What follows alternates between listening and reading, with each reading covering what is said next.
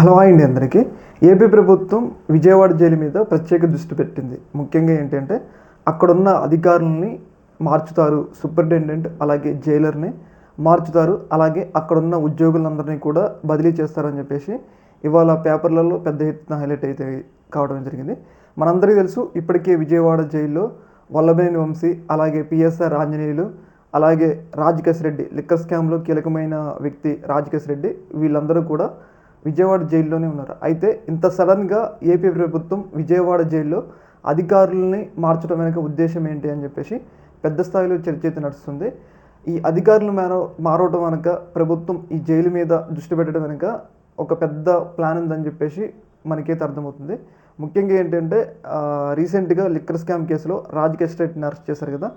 ఈ రాజకేశ్ రెడ్డి అరెస్ట్ చేసిన తర్వాత ఆయన ఇచ్చిన వాంగ్మూలంలో, అలాగే ఏదైతే వాసుదేవరెడ్డి అని చెప్పేసి జగన్మోహన్ రెడ్డి హయాంలో ఉన్న ఒక ఐఏఎస్ అధికారి ఇచ్చిన వాంగ్మూలం ప్రకారం త్వరలో జగన్మోహన్ రెడ్డి గారిని అరెస్ట్ చేయడానికి ప్రయత్నాలు జరుగుతున్నాయి. అందులో భాగంగా ఏదైతే ఈ యొక్క విజయవాడ జైల్లో తమకి అనుకూలమైన అధికారులని ప్రభుత్వం తీసుకొచ్చుకునేందుకు ప్రయత్నాలు చేస్తుందని చెప్పేసి వార్తలు అయితే వస్తున్నాయి.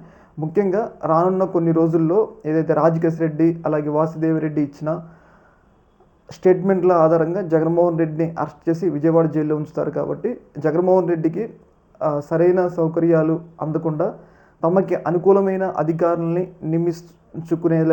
నియమించుకునేలాగా ప్రభుత్వం ప్రయత్నాలు చేస్తుందని చెప్పేసి వైసీపీ పార్టీకి సంబంధించిన కొంతమంది కీలకమైన వ్యక్తులు అయితే ఆరోపిస్తూ ఉన్నారు.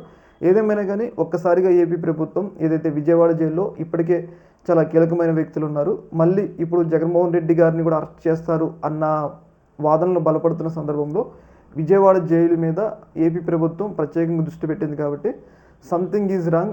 త్వరలో జగన్మోహన్ రెడ్డి గారి అరెస్ట్కి ఇది ఒక రకమైన సైన్. ఏపీ ప్రభుత్వం త్వరలో జగన్మోహన్ రెడ్డి గారిని అరెస్ట్ చేస్తుందని చెప్పేసి మనకైతే అర్థమవుతుంది.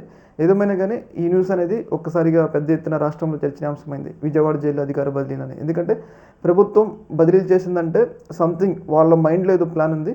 ఆ ప్లాన్ ఎగ్జిక్యూటివ్ చేసి అధికారులని అక్కడ తీసుకురావడం కోసం ఇదంతా చేస్తున్నారన్న ఒక ఆలోచన కూడా బలపడుతుంది.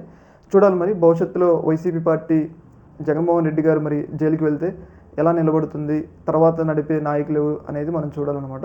ఏదేమైనా కానీ ఇది మాత్రం ఒక రకంగా వైసీపీ పార్టీ కొంచెం భయపడాల్సిన విషయమే. చూడాలి మరి దీన్ని ఎలా ఎదుర్కొంటారన్నది. ఈ యొక్క అంశంలో మీ యొక్క అభిప్రాయాన్ని కింద కామెంట్లో తెలియజేయండి. ఓకే మరి, థ్యాంక్ యూ.